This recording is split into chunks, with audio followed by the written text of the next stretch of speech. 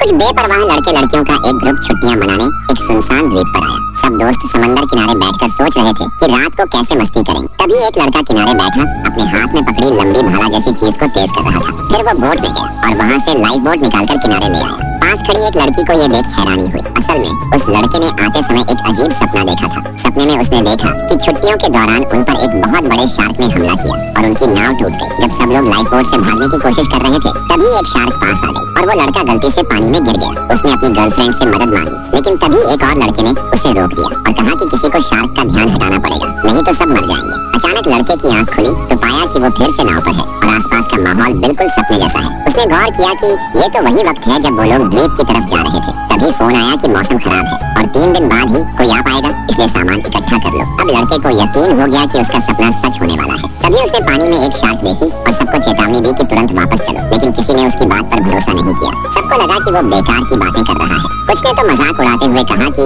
Shark अभी उसे ही खा जाए। सिर्फ एक लड़की उसकी बात मान गई और उसे याद आया कि सपने में भी यही लड़की उसकी जान बचाती है। तब उसे समझ आया कि बाकी लोग सिर्फ उसके पैसों के लालची हैं, जबकि असली अच्छा इंसान यही लड़की है। उसने ठान लिया कि वो इसकी रक्षा करेगा। द्वीप पर पहुंचकर सब खूबसूरत नजारा देखकर फोटो खिंचवाने दौड़ पड़े। लड़के को याद आया कि सपने में समुद्र किनारे की रेत में कील गड़ी थी, तो उसने सबको रोका, लेकिन किसी ने नहीं माना। एक लड़की ने तो गुस्से में उसे थप्पड़ तक मार दिया और आगे बढ़ गई। थोड़ी देर बाद सच में उसके पैर में कील चुभ गई। ये देखकर आदमी का यकीन और पक्का हो गया कि सपना सच हो रहा है। शाम को सब लोग रात की पार्टी की प्लानिंग करने लगे। किसी ने म्यूजिक पार्टी का आइडिया दिया, लेकिन लड़के ने कहा कि उसे इंटरेस्ट नहीं है, क्योंकि उसे पता था कि वहाँ हादसा होगा। वो चुपचाप वहाँ से चला गया और लाइफ बोट निकालकर किनारे पर रख दी। लड़के ने उस लड़की से कहा कि रात को पानी में मत जाना, मैं तुम्हें बचाऊंगा। लड़की ने उसकी बात मान ली। तभी किसी ने बारबेक्यू के लिए मांस समंदर में धोने के लिए डाल दिया। लड़के ने चेतावनी दी कि इसकी गंध शार्क को बुला सकती है। बार बार रोकने पर सब लोग चिढ़ गए। एक लड़की ने ताना मारा कि तुम्हारे पास पैसों के अलावा और कुछ नहीं है, बाकी लड़का तुमसे अच्छा है। लड़के ने परवाह नहीं की और फिर कहा कि शार्क आने वाली है, यहाँ से निकल चलो, लेकिन किसी ने नहीं माना। उल्टा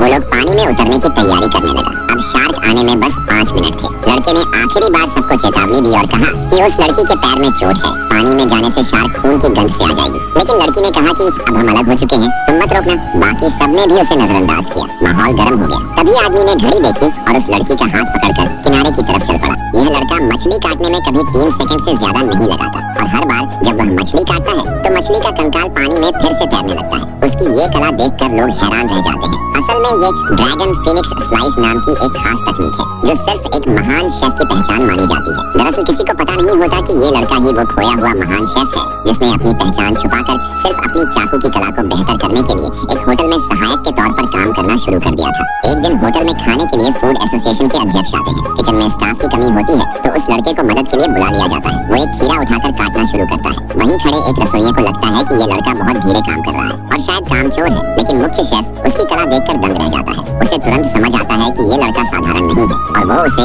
अपना सहायक बना लेता है। दूसरा, रसोइया जल जाता है और उसकी काबिलियत को परखना चाहता है। लड़के को तेज मिर्च के साथ बीफ भूनने वाली डिश की कटिंग दी जाती है। वह मिर्च और मीट को इतनी तेजी से काटता है कि रसोइया देखकर थोड़ा चौंक जाता है, लेकिन हेड शेफ गुस्से में चिल्लाता है, अगली डिश की तैयारी जल्दी करो। तभी लड़का अपने डिश बनाने चला जाता है जो होता है मशरूम और एस्पैरागस की डिश। दोनों रसोइये अपना अपना डिश तैयार कर लेते हैं। जब खाना परोसा जाता है तो मेहमान गुस्से में फूट पड़ता है, क्योंकि खाना इतना स्पाइसी हो गया था कि कोई भी उसे खा नहीं पा रहा था। तभी दूसरा होटल वाला अपने 3 बड़े शेफ्स के साथ वहाँ आ जाता है जले हुए आग में घी डालने। उसी वक्त गेस्ट खाना चखने ही वाला होता है, लेकिन वो आदमी उसे रोक देता है और कहता है ये खाना भी ठीक नहीं है। फिर वो खाना नीचे फेंक देता है और कहता है ऐसा खाना कौन खाएगा। सब हैरान रह जाते हैं, लेकिन तभी वहाँ का हेड शेफ थोड़ा सा खाना चखता है और अगले ही पल वो उसे तेजी से खाने लगता है जैसे बहुत स्वादिष्ट हो। ये देखकर सब लोग हंसने लगते हैं, लेकिन किसी को समझ नहीं आता कि असल में वो खाना बहुत ही टेस्टी बना था। इसके बाद दूसरा होटल वाला अपने 3 टॉप शेफ्स को बुलाता है जो किसी भी डिश को बना सकते हैं और उनके हिसाब से गेस्ट कैटसर को खुश कर सकते हैं, जो एक फूड क्रिटिक हैं और बहुत ज्यादा क्वालिटी की डिमांड रखते हैं। तब हेड शेफ अपने रेस्टोरेंट के दूसरे शेफ को रोक देता है और इशारे से बताता है कि इस मुकाबले में वही लड़का हिस्सा लेगा। ये देखकर सभी लोग हैरान रह जाते हैं। इसके बाद मुकाबला शुरू होता है और पहला राउंड होता है चाकू की कला।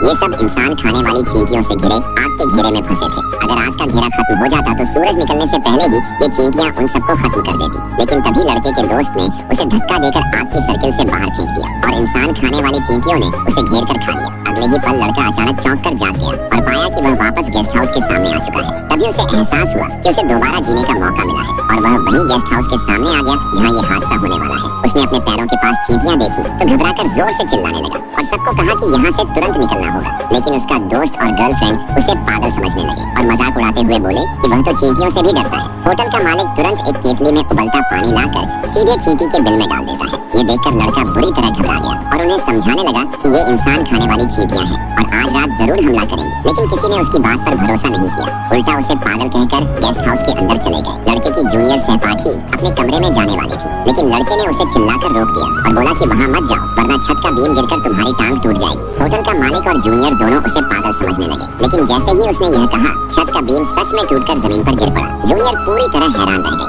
अगर लड़के ने उसे रोका न होता तो वह जरूर घायल हो जाती। अब वह लड़के की बात मान गई और उसका साथ देने लगी। शाम ढलने में ज्यादा समय नहीं था, इसलिए लड़के ने तैयारी शुरू कर दी। वो और जूनियर सबको बचाने का सामान लेने के लिए बाहर गए, जबकि बाकी लोग यहीं बैठकर गपशप करने लगे। इसी दौरान लड़का और जूनियर सामान लेकर लौटे तो उस धोखेबाज जोड़े ने उसका मजाक उड़ाया। अच्छे कमरे पहले ही बन चुके थे तो लड़के को एक पुराना गंदा कमरा मिला, लेकिन वहाँ बड़े बड़े गैलन में सिरका रखा हुआ था। लड़का गंदा कमरा देखकर भी खुश हुआ, क्योंकि इंसान खाने वाली चींटियां सिरके से सबसे ज्यादा डरती हैं। उसने लकड़ी के तख्तों से कमरे को मजबूत किया और जूनियर को भी एक बोतल सिरका बचाव के लिए दे दी। रात होने पर उसका दोस्त और उसकी गर्लफ्रेंड आंगन में खुलकर इश्क फरमा रहे थे। तभी एक बड़ी सी चींटी गर्लफ्रेंड की टांग पर चढ़ गई। दोस्त ने इससे कुचलकर मार डाला। लड़के ने यह देखा तो तुरंत बाहर आकर बोला कि यह इंसान खाने वाली चींटियों का जासूस था और इसके मरने के बाद निकलने वाली गंध पूरी कॉलोनी को यहाँ खींच लाएगी। लेकिन उन दोनों को यकीन नहीं हुआ और उल्टा लड़के को पागल और कायर कहा। गर्लफ्रेंड और दोस्त की यह बेहुदा बातें सुनकर लड़का गुस्से से सीधे दोस्त के चेहरे पर मुक्का मार देता है। दोनों में मारपीट शुरू हो गई। तभी होटल का मालिक आ गया और मामला सुलझाने के लिए छोटी सी पार्टी करने की बात की। वो लोग आंगन में बैठकर पीने खाने लगे और लड़का समय देख रहा था। सब मौज में पार्टी कर रहे थे। तभी अचानक बहुत सारी चींटियां उनके पैरों पर चढ़ने लगी। ये देखकर सब तंग रह गए।